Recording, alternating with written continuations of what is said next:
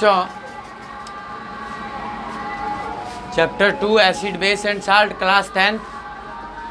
कल हमने लुईस का थ्योरी पढ़ा था। लुईस एसिड और लुईस बेस किसे कहते हैं। आज हम लोग स्टार्ट कर रहे हैं ब्रोंस्टेड-लॉरी थ्योरी।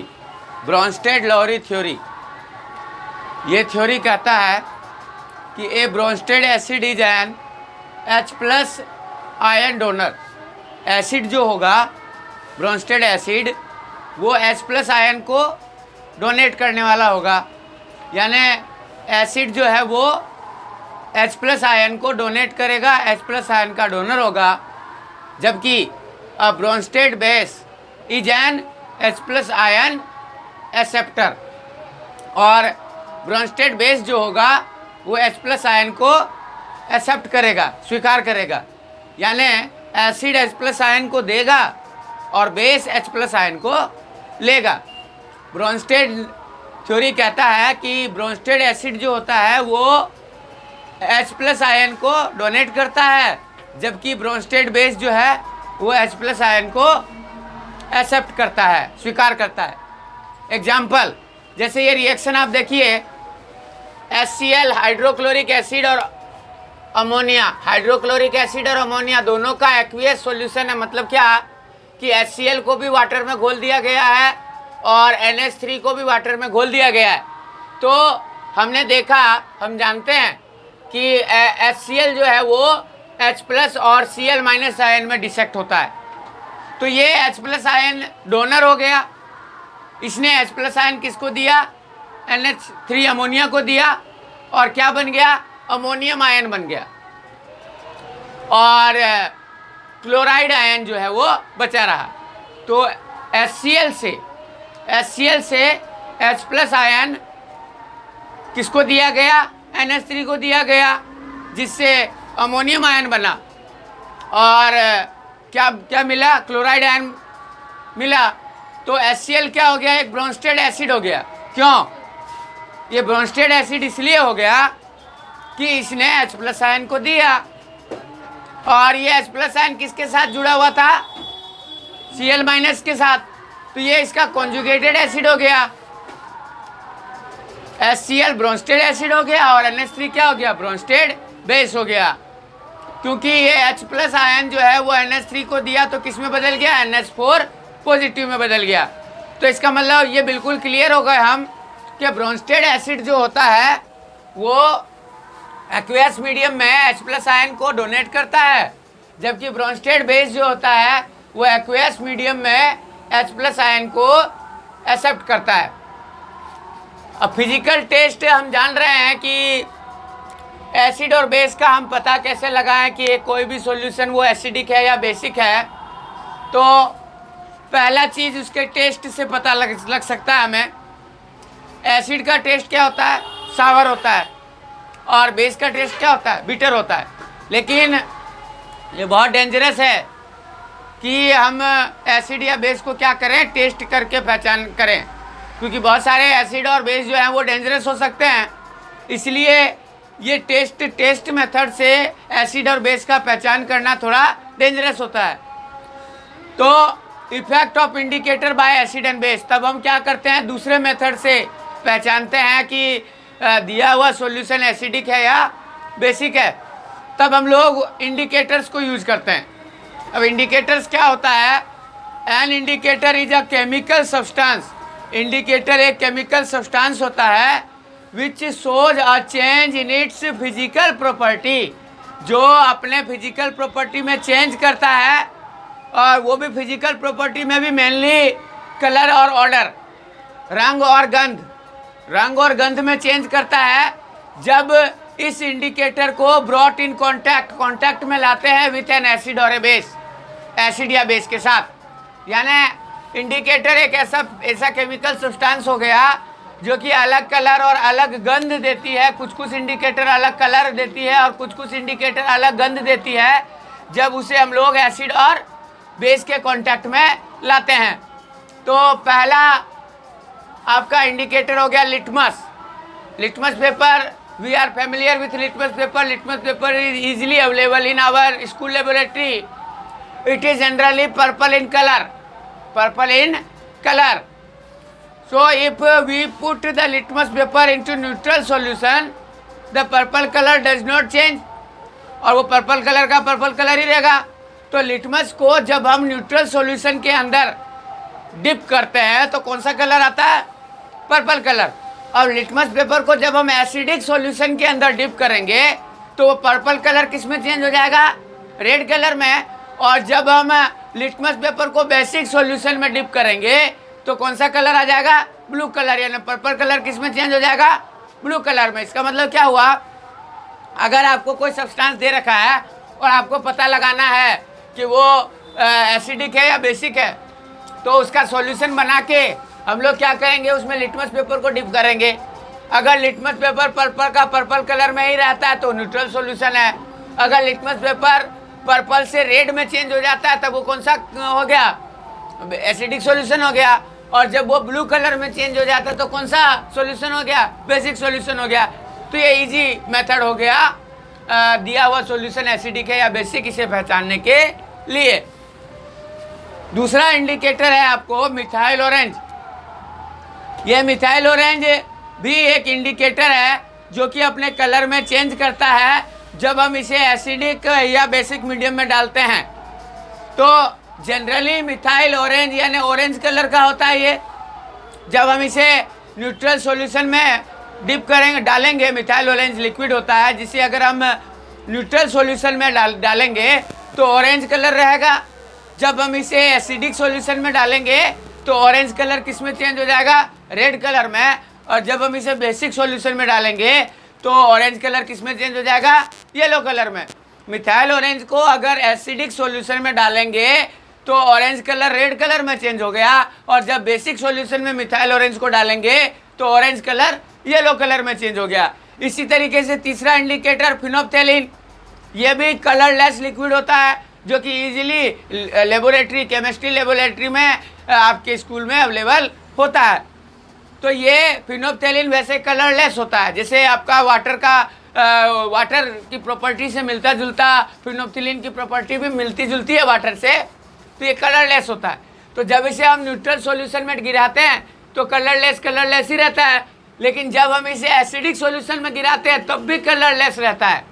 यानी अगर हम फिनोप्थेलिन को एसिडिक सॉल्यूशन में गिरा दें, 2-4 बूंद 5 बूंद करके अगर हम गिरा दें और उस सॉल्यूशन का कलर जो है वो चेंज नहीं होता है, लेकिन जब हम बेसिक सॉल्यूशन में फिनोप्थेलिन को पुट करते हैं, गिराते हैं, तब हम देखते हैं कि ये पिंक कलर में क्या हो जाता है? चेंज हो जाता है। पिंक कलर में चेंज हो जाता है। तो दिया हुआ सॉल्यूशन एसिडिक है या बेसिक है, इसे पहचानने के 2 तरीके हैं। पहला तरीका टेस्ट, जो कि सूटेबल नहीं होता है। टेस्ट में हम लोग क्या करते हैं? टेस्ट में हम लोग देखते हैं कि एसिड का टेस्ट सावर होता है जबकि बेस का टेस्ट बिटर होता है। लेकिन एसिड और बेस को टेस्ट करने से बहुत हार्म हो सकता है, नुकसान पहुंच सकता है, इसीलिए हम दूसरे मेथड से चेक करते हैं कि दिया हुआ सॉल्यूशन एसिडिक है या बेसिक है। तो जो सब्सटेंस अपना कलर को या अपने गंध को चेंज करता है, जब इसे हम एसिडिक या बेसिक मीडियम के कांटेक्ट में लाते हैं तो उसे हम लोग कहते हैं इंडिकेटर। तो इंडिकेटर से हम आसानी से ये चेक कर सकते हैं कि दिया हुआ लिक्विड जो है वो एसिडिक है या बेसिक है। तो पहला लिटमस पेपर को जब हम एसिडिक सॉल्यूशन में पुट करते हैं, डिप करते हैं, तो रेड कलर में चेंज हो जाता है, और बेसिक सॉल्यूशन में डिप करते हैं तो ब्लू कलर में चेंज हो जाता है। मिथाइल ऑरेंज को जब हम एसिडिक सॉल्यूशन में डालते हैं तो रेड कलर का हो जाता है, और जब बेसिक सॉल्यूशन में डालते हैं तो येलो कलर का हो जाता है।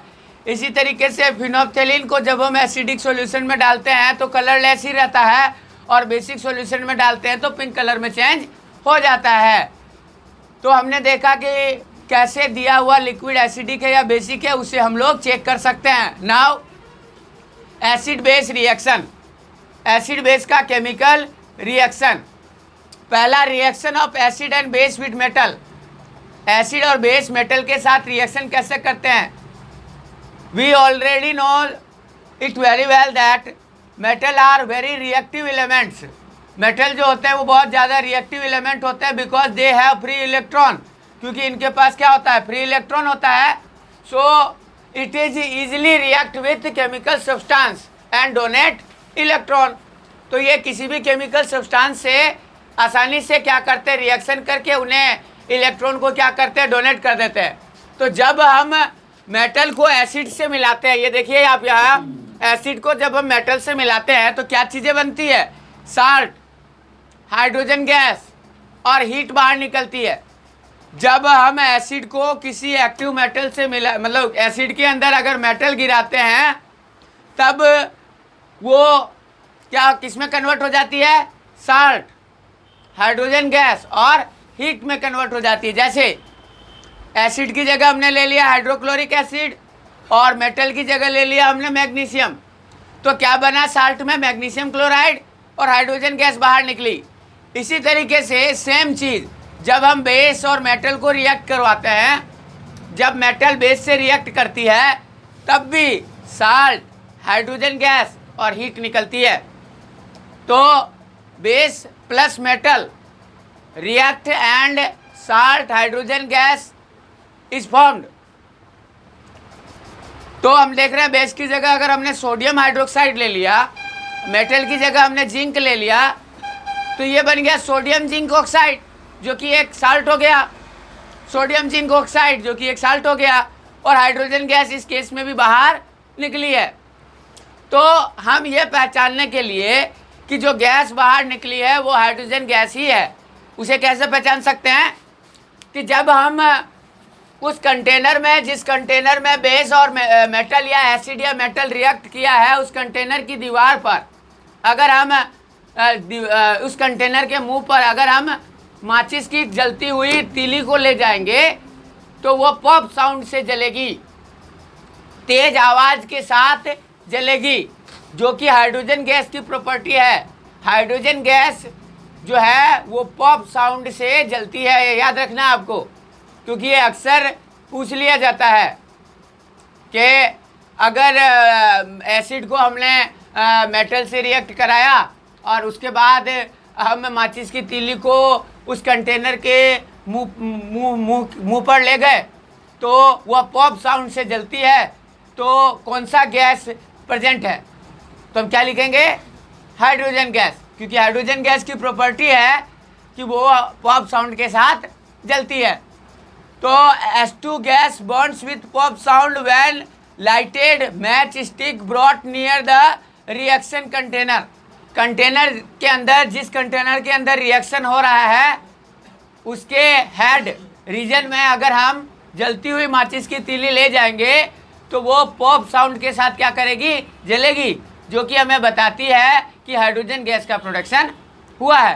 तो जब भी एसिड और मेटल, एसिड और बेस, जब भी एसिड और बेस मेटल से रिएक्शन करता है तो साल्ट, हाइड्रोजन के साथ कुछ अमाउंट में हीट एनर्जी भी बाहर निकलती है। इसका मतलब कौन सा, एक्सोथर्मिक रिएक्शन होता है। क्या होता है, एक्सोथर्मिक रिएक्शन होता है।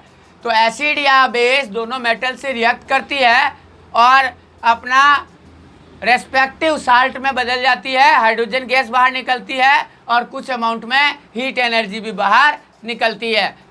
तो a more reactive metal displaces the less reactive metal from its base. जब हम डिस्प्लेसमेंट रिएक्शन पढ़ रहे थे तब हम अच्छी तरीके से पढ़े थे कि जो मोर रिएक्टिव मेटल जो होता है वो लेस रिएक्टिव मेटल को डिस्प्लेस कर देता है। तो जब बेस हो, बेस के साथ मेटल हो और वो मेटल का रिएक्टिविटी जो है वो कम हो, जैसे यहाँ हम देख रहे हैं सोडियम और मैग्नीशियम हाइड्रोक्साइड। तो मैग्नीशियम हाइड्रोक्साइड तो क्या हुआ, बेस, और सोडियम हुआ मेटल। और रिएक्टिविटी की अगर हम बात करेंगे तो सोडियम की रिएक्टिविटी मैग्नीशियम से क्या है, ज़्यादा है। तो ये क्या करेगा, इसे डिस्प्लेस कर देगा, मैग्नीशियम हाइड्रोक्साइड से मैग्नीशियम को अलग कर देगा और उसकी जगह अपना ले लेगा। तो क्या बन गया, सोडियम हाइड्रोक्साइड और मैग्नीशियम अलग हो गया, तो डिस्प्लेसमेंट रिएक्शन हो गया। यहाँ पे हम देख रहे हैं मैग्नीशियम हाइड्रोक्साइड जो कि एक बेस है और उस बेस के अंदर जो मेटल जुड़ा हुआ है मैग्नीशियम वो लेस रिएक्टिव है देन सोडियम, सोडियम से लेस रिएक्टिव है। इसीलिए सोडियम क्या करेगा, मैग्नीशियम हाइड्रोक्साइड से मैग्नीशियम को अलग कर देगा, डिस्प्लेस कर देगा और उसकी जगह स्वयं ले लेगा, तो सोडियम हाइड्रोक्साइड और मैग्नीशियम बन गया। Now second chemical property, reaction of acid with metal carbonate and bicarbonate. क्या होता है जब एसिड मेटल कार्बोनेट या बाइकार्बोनेट से रिएक्शन करता है? तो एसिड जब मेटल कार्बोनेट या बाइकार्बोनेट से रिएक्शन करता है तो बनाता है साल्ट, वाटर और कार्बन डाइऑक्साइड। ये बहुत इंपॉर्टेंट है, याद रखना है आपको। कार्बन डाइऑक्साइड गैस बनती है, इस पे क्वेश्चन पूछ लिया जाता है। इससे पहले जब हम बताए थे H2 गैस बनता है, उस पर भी क्वेश्चन पूछ लिया जाता है। और यहाँ पर कार्बन डाइऑक्साइड बन रहा है, इस पर भी क्वेश्चन पूछ लिया जाता है। इसलिए आप ध्यान से देखना है कि एसिड जब मेटल कार्बोनेट या मेटल बाइकार्बोनेट से रिएक्शन करता है तब वो क्या बनाता है? साल्ट, वाटर और कार्बन डाइऑक्साइड बनाता है। अब इस रिएक्शन से हम क्लियर हो जाएंगे, इस रिएक्शन से हम लोग क्लियर हो जाएंगे। 2HCl, 2 hydrochloric acid, 2 hydrochloric acid जब कैल्शियम कार्बोनेट CaCO3 से रिएक्शन करता है तो देखिए साल्ट बना, कैल्शियम क्लोराइड, वाटर बना H2O और कार्बन डाइऑक्साइड गैस बाहर निकली। इसी तरीके से sulphuric acid, hydrogen sulphide, sulphuric acid जब मैग्नीशियम बाइकार्बोनेट से रिएक्शन करता है, ये मैग्नीशियम बाइकार्बोनेट हो गया। सब सल्फ्यूरिक एसिड यानी एसिड जब बाइकार्बोनेट से रिएक्शन कर रहा है तो मैग्नीशियम सल्फेट, साल्ट, ये साल्ट हो गया, मैग्नीशियम सल्फेट, वाटर और कार्बन डाइऑक्साइड गैस निकली। यानी एसिड जब मेटल कार्बोनेट जैसे कि CaCO3 से जब रिएक्शन किया तब भी साल्ट, वाटर और कार्बन डाइऑक्साइड बनाया, और एसिड जब मेटल बाइकार्बोनेट, मैग्नीशियम बाइकार्बोनेट से रिएक्शन किया तब भी साल्ट, वाटर और कार्बन डाइऑक्साइड बनाया। Now third, neutralization reaction. हम तो वो अच्छी तरीके से जानते हैं न्यूट्रलाइजेशन रिएक्शन क्या होता है। जब एसिड किसी बेस से रिएक्शन करती है, एसिड और बेस अपने अपने प्रॉपर्टी को लूज करके क्या बनाते हैं? साल्ट और वाटर बनाते हैं, जिसे हम लोग न्यूट्रलाइजेशन रिएक्शन कहते हैं। तो यहाँ पर पहला reaction of metal oxide and hydroxide with acid.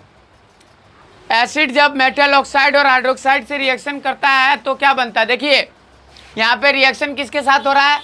Acid के साथ। तो थोड़ा ध्यान रखिए, न्यूट्रलाइजेशन रिएक्शन पढ़ रहे हैं, एसिड यहाँ आ गया है तो मेटल ऑक्साइड और मेटल हाइड्रोक्साइड किसकी तरह काम करेगा? बेस की तरह काम करेगा। इसीलिए मेटल ऑक्साइड और हाइड्रोक्साइड जो है वो बेसिक होते हैं नेचर में। नेचर में क्या होते हैं? वो बेसिक होते हैं, तो बेस की तरह काम करते हैं। तो जब ये एसिड से रिएक्शन करेंगे तो क्या बनाएंगे? साल्ट, वाटर और हीट बनाएंगे। एक्सोथर्मिक रिएक्शन होगा, हीट भी बाहर निकलेगा। यहाँ देखिए H2SO4 जो कि एक एसिड हो गया, और मेटल ऑक्साइड, यहाँ मेटल ऑक्साइड, मैग्नीशियम ऑक्साइड ले लिए हम लोग, मेटल ऑक्साइड, मैग्नीशियम ऑक्साइड, तब क्या बना? साल्ट बना, मैग्नीशियम सल्फेट MgSO4 और वाटर बना। इसी तरीके से हाइड्रोक्लोरिक एसिड जो कि एक एसिड है, इसे जब हम लोगों ने अब की बार मेटल हाइड्रोक्साइड के साथ रिएक्शन कराया, तो चूंकि मेटल ऑक्साइड और मेटल हाइड्रोक्साइड दोनों जो होते हैं वो बेसिक होते हैं नेचर में, तो जब ये एसिड से रिएक्शन करेंगे तो साल्ट और वाटर बनाएंगे। तो फिर से मैग्नीशियम क्लोराइड जो कि साल्ट है और वाटर बना, तो ये एक न्यूट्रलाइजेशन रिएक्शन हो गया। तो metal oxide, metal hydroxide basic in nature, when it react with acid then neutralization reaction happens and salt water plus heat is formed, so it is exothermic in nature because here heat is produced, क्योंकि heat यहाँ बना हुआ है। Now reaction of non metal oxide, यहाँ पे metal oxide की बात की है तो इसका जस्ट अपोजिट हो गया नॉन मेटल ऑक्साइड। तो नॉन मेटल ऑक्साइड की प्रॉपर्टी भी क्या हो जाएगी? अपोजिट हो जाएगी। मेटल ऑक्साइड या मेटल हाइड्रोक्साइड किसकी तरह था? बेसिक नेचर में था। तो metal oxide, non metal oxide किस नेचर का हो जाएगा? एसिडिक नेचर का हो जाएगा। तो non metal oxide are acidic in nature, वो एसिड की तरह काम करेगा। तो अब ये बेस से रिएक्शन करके साल्ट वाटर बनाएगा और हीट प्रोड्यूस करेगा, तो ये भी एक्सोथर्मिक रिएक्शन हो जाएगा। अब आप देखिए, base plus non metal oxide, base plus non metal oxide क्या क्या बना? साल्ट, वाटर और हीट निकला, तो ये भी एक एक्सोथर्मिक रिएक्शन हो गया। 2NaOH, सोडियम हाइड्रोक्साइड जब कार्बन डाइऑक्साइड, देखिए कार्बन हो गया नॉन मेटल और ये ऑक्साइड कार्बन डाइऑक्साइड हो गया नॉन मेटल ऑक्साइड। तो नॉन मेटल ऑक्साइड एसिड की तरह वर्क करेगा। ये हमने बेस लिया तो ये बेस हो गया, ये एसिड की तरह वर्क करेगा तो फिर से न्यूट्रलाइजेशन रिएक्शन होगा और क्या बना, सोडियम कार्बोनेट जो कि साल्ट है, और वाटर बना और कुछ अमाउंट में हीट भी बाहर प्रोड्यूस होगी। तो ये भी क्या हो गया, एक्सोथर्मिक रिएक्शन हो गया। एक्सोथर्मिक रिएक्शन के बारे में हम लोगों ने पढ़ा था कि जब रिएक्शन कंप्लीट हो जाती है तो कुछ अमाउंट में हीट बाहर निकल रही है। तो देख रहे थे हम लोग जब मेटल ऑक्साइड और हाइड्रोक्साइड एसिड से रिएक्ट कर रहे थे तब भी हीट बाहर निकल रही थी, और नॉन मेटल ऑक्साइड जब बेस से रिएक्ट कर रहे हैं तब भी हीट बाहर निकल रही है। तो दोनों क्या हो गया, एक्सोथर्मिक इन नेचर हो गया। Now last, acid and base in water. तो ये तो हम भली बात ही अच्छी तरीके से जानते हैं कि एसिड या बेस दोनों जो है वो आयोनाइज्ड हो जाते हैं, मतलब आयन में डिसेक्ट हो जाते हैं, और एसिड के पास H+ आयन रहता है और बेस के पास OH- आयन रहता है। जब हम लुईस का एसिड बेस थ्योरी पढ़े थे प्रीवियस ऑनलाइन क्लास में, अगर आपने नहीं देखा है तो पीछे जाके आप लोग देख सकते हैं। तो वहाँ पर हमने देखा था कि एसिड जो है वो H+ आयन को डिसेक्ट करते हैं, H+ आयन में टूट जाते हैं, और बेस में OH- आयन की कंसंट्रेशन पाई जाती है। तो जैसे ही हम एसिड या बेस को वाटर में मिलाते हैं तो ये अपने आयन में क्या हो जाते हैं, डिसोसिएट हो जाते हैं रेस्पेक्टिव आयन में। मतलब एसिड जो है वो H+ आयन में और बेस जो है वो OH- आयन में डिसेक्ट हो जाते हैं और इलेक्ट्रिसिटी को क्या करते हैं, कंडक्ट करते हैं। तो एसिड और बेस को जब वाटर में मिला देते हैं तो आयोनाइज हो जाते हैं। आयोनाइज होने की वजह से ये इलेक्ट्रिसिटी को फ्लो करा सकते हैं। तो एसिड बेस प्लस वाटर क्या हो जाएगा, ये इलेक्ट्रोलाइट की तरह काम करने लगेगा। किसकी तरह काम करेगा, इलेक्ट्रोलाइट। और इलेक्ट्रोलाइट का मतलब हो गया कि ऐसा सॉल्यूशन जिसमें जो भी केमिकल सब्सटेंस घुला हुआ है वो अपने आयन में क्या हो जा रहा है, टूट जा रहा है, तो उसे हम लोग इलेक्ट्रोलाइट कहेंगे। और इलेक्ट्रोलाइट सॉल्यूशन जो होता है ऑलवेज, याद रखना है, always carry electricity, always flow electricity. वो हमेशा इलेक्ट्रिसिटी को क्या करेगा, फ्लो करेगा।